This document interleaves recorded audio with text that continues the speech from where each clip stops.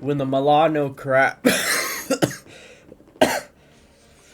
When the Milano crashed, Groot stood around for a while, watching Rocket and Quill argue about whose fault it was. But soon after, he got distracted by the voices from the jungle surrounding the ship graveyard. The strange, creeping tones broke through the alien foliage, flooding past the caps and reaching him. But Groot was far enough away that he couldn't decipher their language.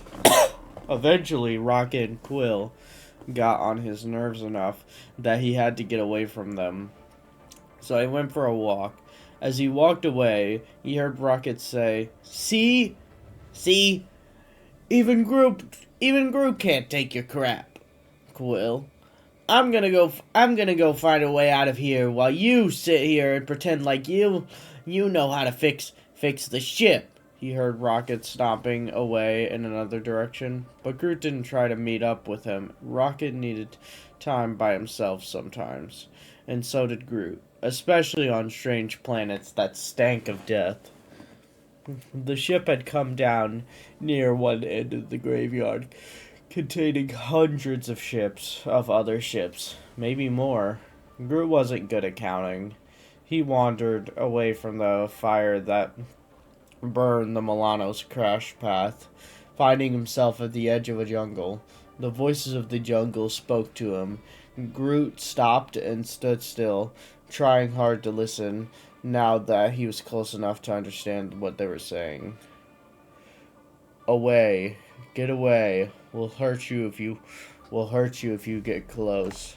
A chill ran down Groot's branches, straight into his roots. He had never heard planets talk like this. He stayed still, letting his consciousness drift out and collect impressions, like a pollinator floating from flower to flower. Hurt, hurt, you hunger, survival, death, prison, Clintar. "Hey," Groot thought to them, "you don't have to be afraid. You don't have to be afraid." "Hey," Groot thought to them, "you don't have to be afraid. You don't belong here." "I am Groot. I am Groot," Groot said. He looked at the edge of the jungle where it tumbled over the hulks. The hulks! The hulks of wrecked ships grew among them and over them. They strove to reclaim them and make it as if they were never there. These were not plants like he had ever encountered. They were part plant and part something else. Something from Clintar, made of Clintar. Beings of some kind that could only exist when they bonded to something else, creating a new being that was part of host and part parasite. Groot was horrified and fascinated. I'm new here," Groot thought. "Go away. Go back where you came from." "It's all right," Groot lamented peace and kindness. "I am Groot. I am Groot. I am Groot." None of them had names. They conferred among themselves, snapped at each other, screamed and wailed, and whispered in phenomenal registers only they and Groot could understand. They were still afraid. Even more, they were confused by how friendly Groot was. He could feel that in their responses. It was like nobody had ever been friendly to them before. This planet must be a hard place to live," Groot communed. That idea confused them too, because it had never occurred to any of them that it was possible to live somewhere else, and they had never considered this place a planet. "Oh yes, friends," Groot expressed. "I've been to dozens of other worlds. This one is..." He struggled to find a thought that was honest without being hurtful. "Tough," he thought. "Not too friendly." What is friendly? Wow, Groot thought. So that's what he was dealing with.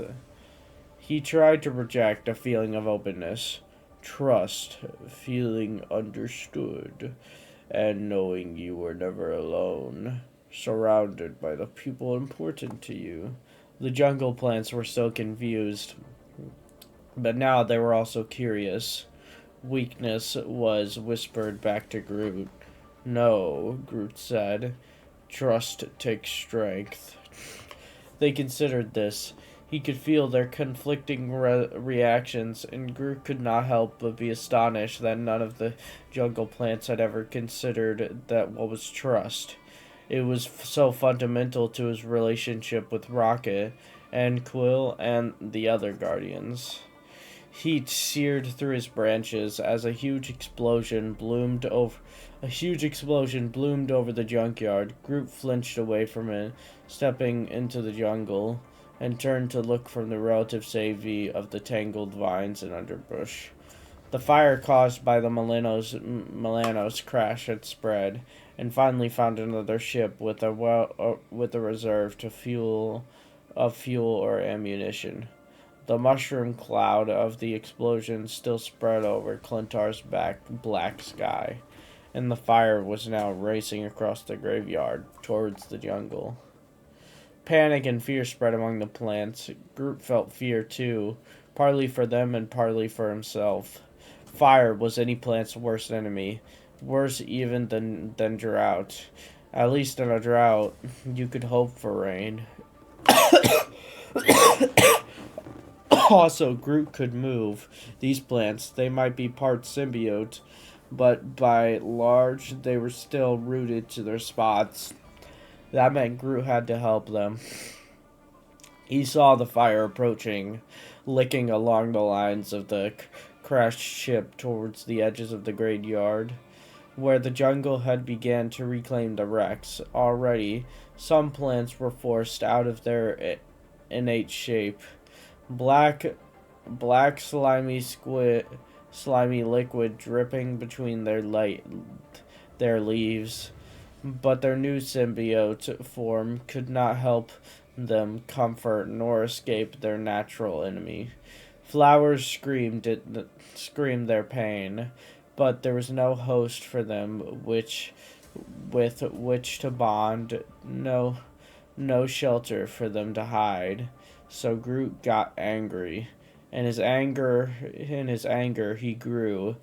Thousands of feet of roots dug into Clintar's soil, spreading along the boundary of the jungle.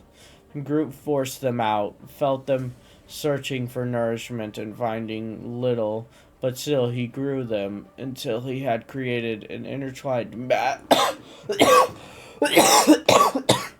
of roots under the soil, overlapping the edge of the jungle and the outmost crashed spaceships. Then he closed his eyes and lifted them up. The earth heavened under those ships, toppling them over away from the jungle with a gargantuan sound of tearing roots and shifting earth. The pain of tearing the plant life from himself was nothing compared to the satisfaction Groot felt when the wall of roots and wrecked spaceships collapsed on the fire, suffocating it immediately where it had been threatening the jungle. Even those few embers that remained would had to cross a fire break 50 yards across the reach to the jungle. Groot let the roots die off into the earth. He stood silently for a moment, recovering his strength as the fire sputtered and cackled among the jumbled wreckage. He was happy. Even better, he heard the voices of the jungle, and he could tell that his new plants friends were grateful. Groot, save us. Groot, go save other friend, one of them said. What? Which friend? Groot looked back over to the ship graveyard. The area around the Milano was still unburned, so unless Quill had gone wandering, he was fine. That left Rocket. One of the plants, thin leaves clinging to spine, like to stem with with a mouth similar to symbiotes on the end of the stem, volunteered that it had seen a smallish mammal headed in the direction of the old complex of buildings. Groot didn't know where that was. The plant rustled and tensed some of its leaves. They pointed in a certain direction. When Groot looked that way, he saw two things. One, the fire had spread not just to the edge of the jungle, but a complex of buildings he had somehow missed. Rocket is in there. Rocket is in there. The plant coiled in a shrugging motion. That way. Groot thanked the plant and charged across the ship graveyard, giving the fire a wide berth and arriving at the corner of the building complex. Just as one side of it was catching on fire, he punched through a wall on the other side and sighed, "I am Groot! I am Groot!" He roared over the sound of the fire. Groot, you idiot! What took you so long? You think I'm in here for my health? Rocket was alive. Groot charged into the building toward the sound of Rocket's voice. Halfway there, he ran straight into a group of tentacled black monsters. They were trying to get at Rocket, who was stuck inside of a room with some kind of energy barrier blocking its doorway, with turrets ripped out of the walls and strewn upon the floor. "I am Groot! I am Groot! I am Groot!" he roared, tearing the monsters apart. More came from the darkened halls and rooms. Groot tore them to pieces too, but there were still more and still more. He knew he might not make it to Rocket, but that wasn't going to stop him from trying. Their fangs and claws stung his bark and tore at his roots. Groot roared and fought back. He heard Rocket calling his name, but he couldn't stop to spare the focus to answer. All he could do in that moment was stay alive as the black monsters overran him. Then help came from an unexpected source. Fungi like plants sprouted from the dark. Groot witnessed the fangs of their caps pierced through the monsters, tearing them apart, and the minor plants under their cover gobbled all the pieces up. "We help," the plants called to Groot. "I am Groot," he shouted back, glad to see his new friends, and feeling proud that on this planet, where every plant was suspicious and hostile, he had helped them learn how to be friends. "Who are you talking to? I'm over here," Rocket shouted.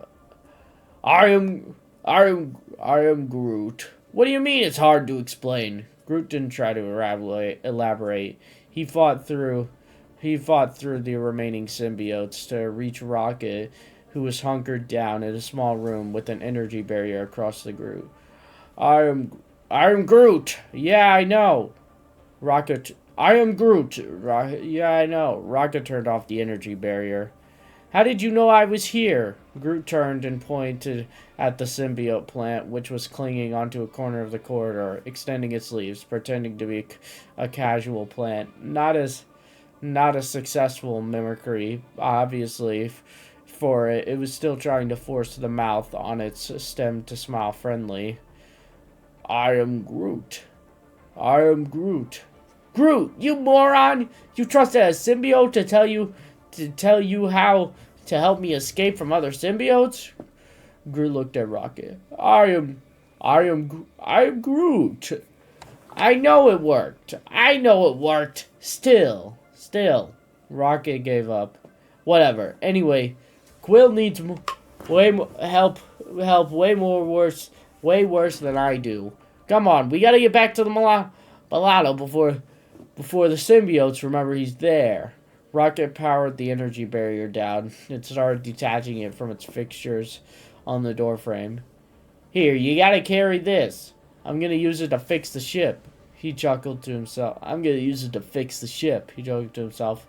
Quill's gonna feel so dumb when I show him this trick. I love it.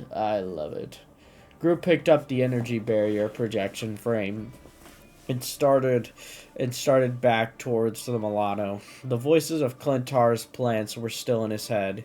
He felt proud of himself for what the symbiote plants had done, not because Groot could take credit for it, but because he had helped them see what they could do on their own, just by being friendly.